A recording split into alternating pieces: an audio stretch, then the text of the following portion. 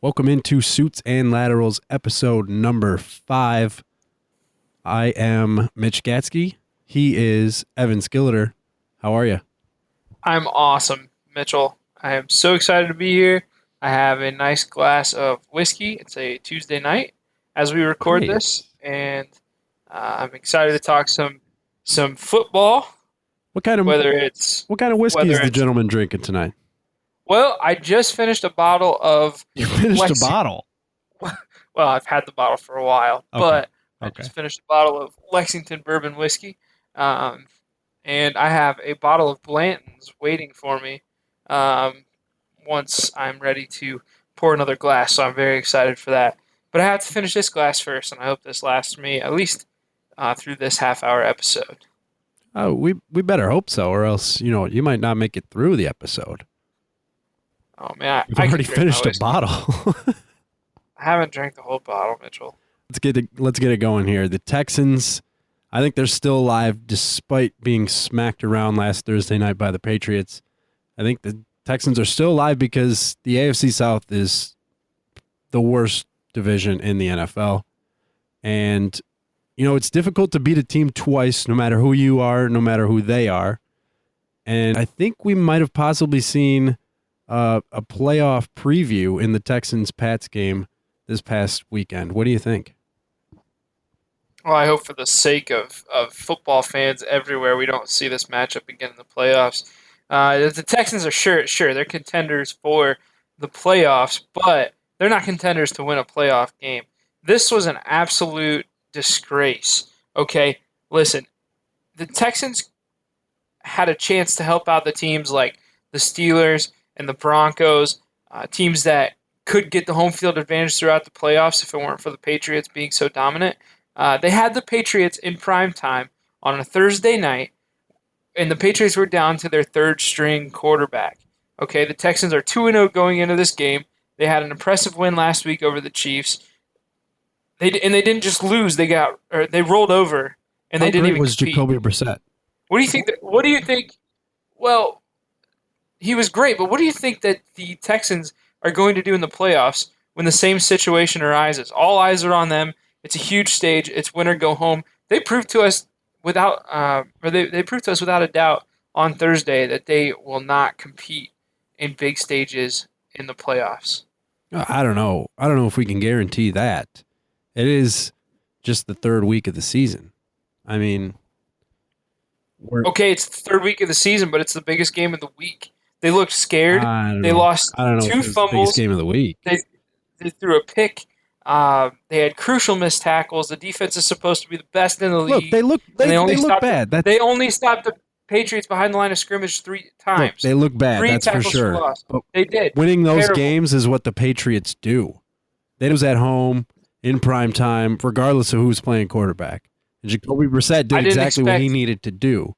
Now it turns out he's actually got some kind of a thumb ligament problem, and he's probably not going to play this week.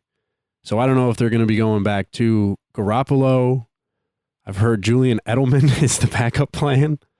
I don't know what the Pats are going to be doing, but I don't think it really matters. They're so money that they could put anybody at quarterback this weekend, and I don't think they'll be significantly handicapped. Belichick has proven that he can coach his team to victory in spite of having to use these backup quarterbacks and having to rotate them on top of that. Yeah, I mean the Patriots are well coached, just like you said.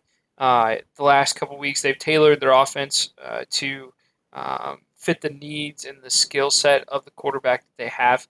With Garoppolo, it was a lot of short passes, easy plays, plays that Garoppolo didn't have to think a whole lot about.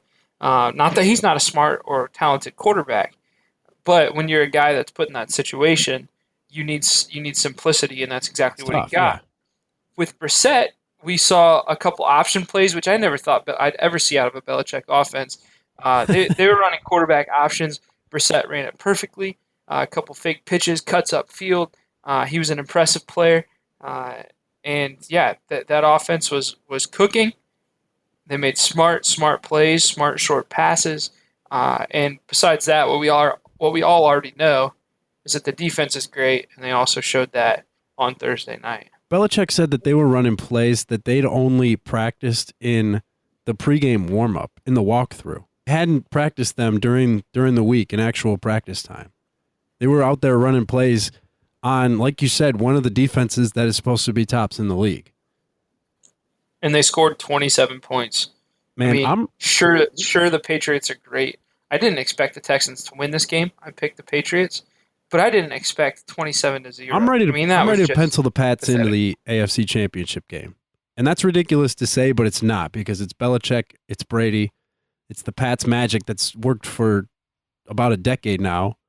Let's not forget, this time next week we can start talking about Tom Brady joining the team. Yeah, I mean, it's a long season. He's the best quarterback in the league. You play 16 games throughout the season. I do expect the Patriots to lose one or two here or there. But you're right. When you get to the playoffs, I don't think there's a team that will beat the Patriots leading up to the AFC Championship game. As I've said before, if the Steelers stay healthy, I think the Steelers will play against them. Although the Steelers did struggle, which we'll talk about later on. Um, Yeah, we can get into that now, actually. That's a perfect transition. The Eagles stomped the Steelers, but I'm not convinced that they're for real. The bottom line here is they haven't played an opponent inside their own division. And after a bye week this week and at the Lions next week, the Eagles have 3 division road games in 4 weeks. They're at Washington, hosting Minnesota, at Dallas, and at New York. That's a brutal stretch, Ev. well, How are you feeling about the Eagles? Because I know last week we talked a little bit about Carson Wentz, and he really put on a show against the Steelers, who are your team. So let me hear it. look, I still really like the Eagles. You're right; they've only played 3 games. Uh, they played the Browns and the Bears week 1 and 2, two very weak teams. The So 2 worst teams in the league. most likely, but this performance against the Steelers was absolutely incredible. You know, Wentz comes in, he completes 23 of 31 passes for over 300 yards and 2 touchdowns, and he hit 7 different receivers. Okay, this guy is comfortable back there. He leads the offense, similar to what a Peyton Manning did throughout his whole career. And again, I said this last week. I'm not saying Carson Wentz is Peyton Manning, is as good as Peyton Manning was, but there are a lot of similarities. Good. He's He's got that presence. He's got that same excellent command of the presence team. You and can tell. excellent pocket presence. And I think my favorite thing about him is that he still extends plays, but while he's extending plays, he's very patient. And we saw that example, or an example, when he made that short completion to Sproles after scrambling out to his right that ended up as a 73-yard touchdown pass. And the best part about that particular play is that Wentz was scrambling out to his right and had a lane where he could have taken 5 or 6 rushing yards. He could have gone, but he stopped. Well, he didn't stop running, excuse me, but he stopped short of the line and continued to his right and let things develop and got the ball to Sproles. And when you get the ball to Darren Sproles, I don't care if he's 30 years old, 40 years old, 50 years old, he's going to make plays. And he did that 73-yard touchdown score. My thing is, I'm not buying into the Eagles, and we'll know who they really are after that 4-game stretch that I mentioned at Washington, hosting Minnesota, at Dallas, at New York. My guess is they don't win more than one of those games, and that's when we'll start to see them exposed a little bit. Because the defense has played well too. I mean, they didn't just win this game against the Steelers with offense. The defense shut down the Steelers' powerful offense easily, I'd say. Yeah, I mean the defense. Look at them. They've given up the 4th fewest yards against. They're 7th in takeaways in the NFL. They're 8th in passing yards against. They've given up 0 passing touchdowns and only 2 rushing touchdowns. They have 2 guys each with 3 sacks. That would be Fletcher Cox and I think Brandon Graham. Both have 3 sacks. And Rodney McLeod has 2 picks. Steelers didn't score a single touchdown. They only had 251 yards of offense. And I think the most staggering stat is 29 rushing yards for the Steelers. So I liked that the defense on Sunday. And I like the Eagles. You're right. It's a tough stretch of games. And, we said after week 2, well, they haven't been tested. They were tested against the Steelers. They passed the test. They're going to be tested in that 3-week span, and we'll see what happens. I personally think they win 2 out of 3 of those games. Which games? You give it the Redskins and It could be who? The either one. Giants? I I like them against the Giants, which means I probably also like them against the Cowboys. But that's a tough stretch of games. So I do think they'll win too. Whether it'll definitely be the Redskins. Whether it's one of the other two, I don't think it matters. Sort of impromptu here. What do we have to say about Minnesota? I mean, they just continue to impress me. Yeah, I mean, same as last week, really. Uh, Impressive defense. I actually, in my picks, I picked them to beat Carolina this weekend based solely on the fact that Carolina was, I believe, sacked maybe 4 or 5 times against the Broncos in week 1, and they obviously lost that game. And the Vikings were able to sack Aaron Rodgers last week 5 times. And so I kind of translated that into a win against Carolina, and sure enough, that happened. I'm still not sure Carolina's a bad team. Actually, it would take an idiot to say that at this point that they're a bad team, but the Vikings are definitely a very good team, and I'm excited for them going forward. I mean, every week it just seems like I kind of write them off and say, I don't give them much of a chance, but that defense, man, they gave up 10 first quarter points to the Panthers and then shut them down the rest of the game. Cam Newton threw 3 picks. He doesn't do that. The leading rusher in the game only had 47 yards. The Vikings are very good at making the game ugly, and they're very good at winning ugly games. Their first score of the game was a safety. I mean, they're just a very, you hate to use the cliche, but they're a hard-nosed defensive, grinded-out type team, and that's a lot of that has to do with the fact that they lost Teddy Bridgewater, and it kind of makes you sad that he's gone, Peterson's gone, because you wonder how good this team really could be. Yeah, you're right, but look at their head coach, man. They have Mike Zimmer. Mike Zimmer's been uh, a defensive coordinator in the college game at Washington State. He was a defensive backs coach, and then he's been a defensive coordinator since 2000. So you expect this team to play good defense, and they're doing everything right on offense. Just similar to the Patriots, they're doing a lot of simple stuff. They're pounding the ball on the ground, which is opening up the short passes in the passing game, and they're just slowly moving the ball downfield, and they're they're scoring just enough points to win the game. Uh, like I said, I like this team a lot. They've shut down the Packers and they've shut down the Cardinals. If you look at the Vikings at the beginning of the year, and you look at the first 3 games and see the Packers and the Panthers on the schedule, are you really at the beginning of the year? Would you really tell me that this team will be 3-0, even if they had Teddy Bridgewater and Adrian Peterson? No, they've been so No. impressive. It's a little bit surprising, but going forward, I don't think we should be surprised to see this team uh, win a bunch of games. As far as the Panthers go, you mentioned quickly there that you're not sure if they're really a bad team, and I would tend to agree with you. Um, I think they got a bit of a raw deal out there in Denver in the opening game of the season, and then they just ran up against a tough Minnesota team, as we talk about here last week. This coming week, they're going to be at Atlanta.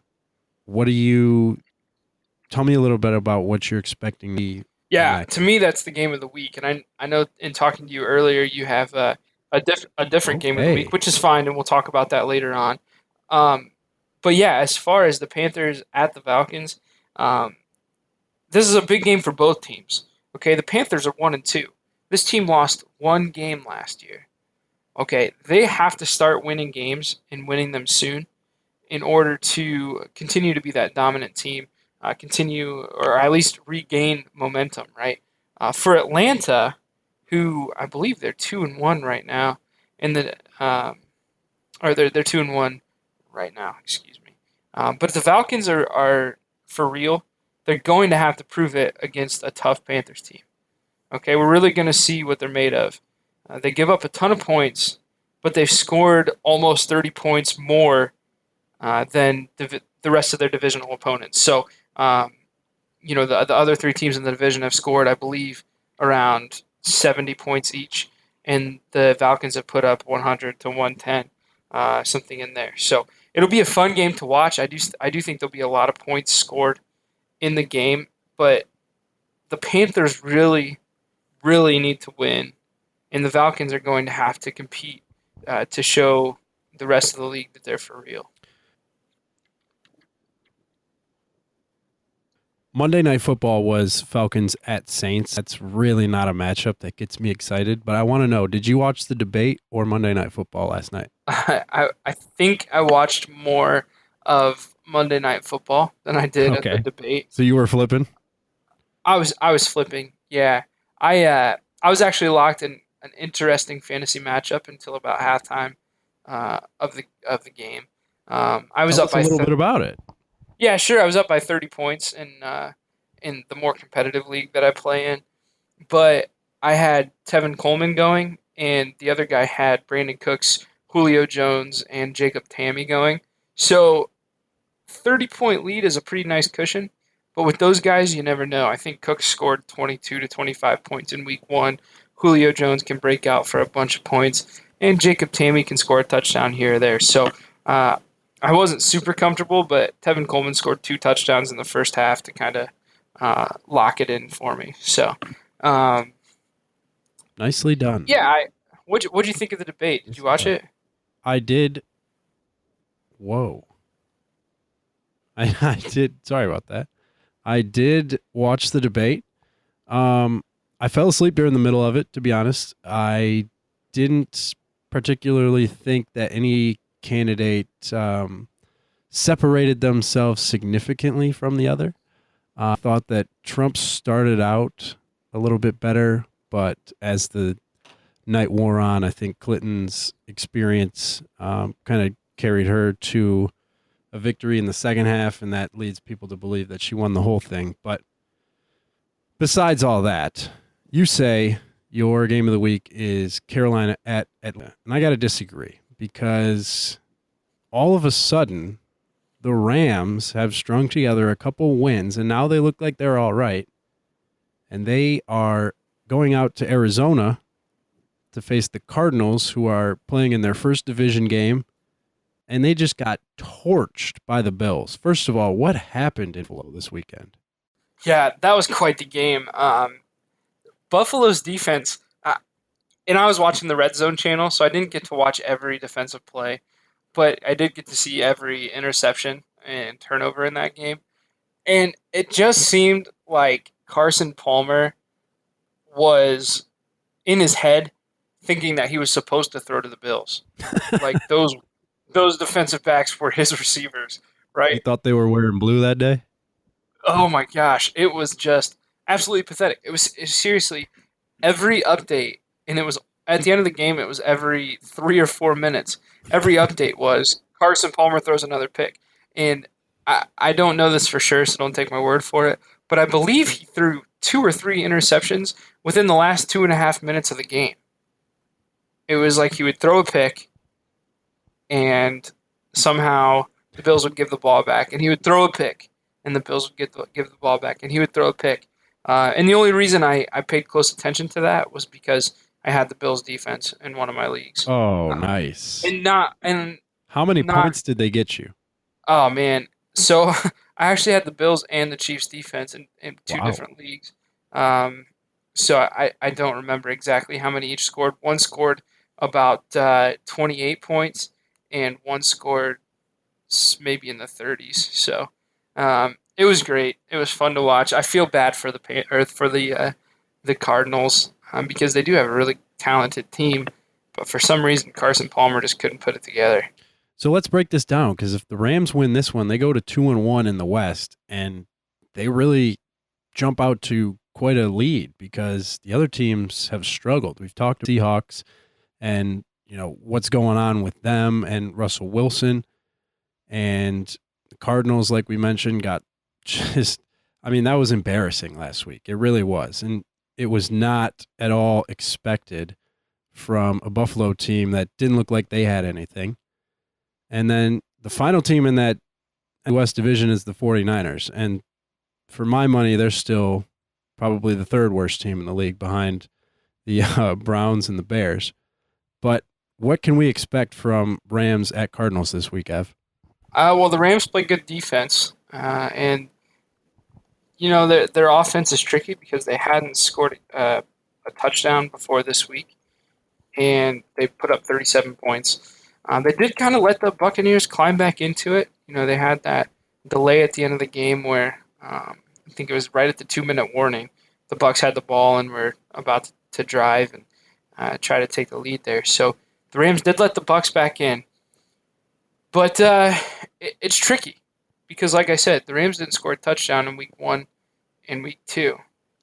And the Cardinals' defense, while it's been a little shaky, is still pretty talented. So I will pick the Cardinals in the game, and those picks come out Thursdays, like I said, in past shows, evanskilleter.com. Every Thursday you can find those picks.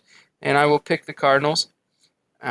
But the Rams have looked pretty decent, so it's a tricky one to call at this point. How'd you do last week in those picks? Not as well as I would like to. I finished 8-8. I did pick. Hey, you'll take that. Right. You'll take. Right. I did pick the Vikings to win, which was sort of an upset. A lot of people were taking the Panthers, and Yeah, no doubt. I did take the Patriots when some people had Okay. counted them out. But yeah, it was a tough week because the Eagles obviously surprised us and beat the Steelers. The Bills defense terrorized Palmer, like we talked about, and the Chargers kind of took a tumble against Indianapolis. So it was a tough week to call games. 8-8. It's not a losing record, so we'll take it. We will take it indeed. You know who almost ruined my picks? Let me guess. Hang on. I'm scrolling through the scores. I'm not going to wait much Who longer. almost ruined your picks? Yeah. He former Ohio State quarterback, former Raiders quarterback, and now he plays in every position. T-Pain, Terrell Pryor. Terrell Pryor and the Browns almost came out of nowhere to beat the Dolphins. Yeah, that was something. I'm a Browns The Browns fan. showed some life. Right, I'm a Browns fan, but I am going to say, thank God for Cody Parkey or Caleb Parkey or whatever the heck his name is for missing some field goals and helping my picks out a little bit. But what a game! I don't. Did you catch any of the game or follow it at all? I didn't see any of that one. I was too wrapped up in my Lions getting, trying to claw their way back in at Green Bay. Sure. Yeah, it was interesting. Jackson did a nice job utilizing both Pryor and Kessler. And when I say Jackson, I mean head coach Hugh Jackson. Terrell Pryor, this is an interesting thing for me because I'm a Kentucky fan, Kentucky football. Almost more passionate about the football team than I am the basketball team, which is unheard of, especially in Northwest Ohio. Terrell Pryor for the Browns reminded me a lot of what Randall Cobb did when he was in Kentucky or when he was at Kentucky, right? Cobb used to play every offensive position outside of offensive linemen. So Pryor was running from the quarterback position. He threw occasional surprise passes. He was fairly accurate with a few exceptions. And he caught some passes. I think he ended up with 140 yards receiving, somewhere in there, and he rushed 4 times for 21 yards and a touchdown. He threw, I think he was 3 of 5 passing. So he did it all, and it was fun to watch. But then Cody Kessler would come in, and he played with a lot of toughness. He didn't throw a single interception, which was nice. He did fumble 2 times on the opening possession. But he played hard. You got to hang on to the ball. No interceptions is nice, but you got to hang on to the ball. You're right. And have you heard or did you see their first possession? I didn't know. Okay. So the Embarrassing? Browns were still laughable throughout this game, even though they kept it close. Okay. We got our They always will we be. got our weekly fill of laughs. The Browns picked off Ryan Tannehill on the first attempt, first passing attempt for Tannehill. We had the ball at the Dolphins 33. So we're going in. We're only 33 yards from scoring. A field goal from there is about 50 yards, so give us a couple yards, and we at least have a field goal on our opening possession. But then it went downhill. Okay, it's a perfect representation of the Browns. So before the first play, if the first offensive play even happened, there was a delay of game because Kessler didn't get people into the right spots, and Awesome. so there's a 5 yard penalty, 1st and 15. The next play was a decent little run by Crowell, about 6 yards to get it to 2nd and 9. The next play, Kessler fumbled the snap and fell on it. Okay, so we lose yards there. Third play, Kessler was hit 10 yards back and lost a fumble.